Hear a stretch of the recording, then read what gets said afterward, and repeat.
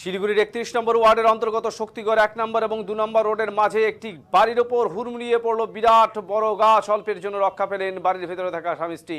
ঘটনায় চাঞ্চল্য ছড়িয়ে পড়ে গোটা এলাকায়। এই গাছ পড়ার সাথে সাথে এলাকার বৈদ্যুতিক সংযোগ রীতিমতো বন্ধ হয়ে যায়। চরম সংকটের মুখে পড়তে হয় স্থানীয় বাসিন্দাদের।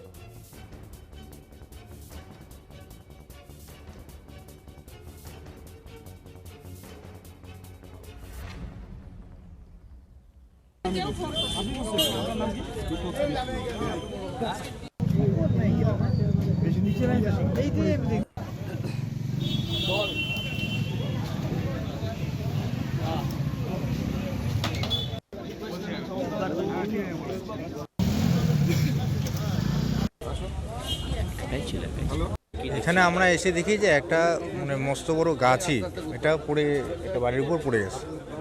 তো বাড়ির ভিতরে দুজন ছিলেন, একজন মহিলা একজন পুরুষ ছিলেন।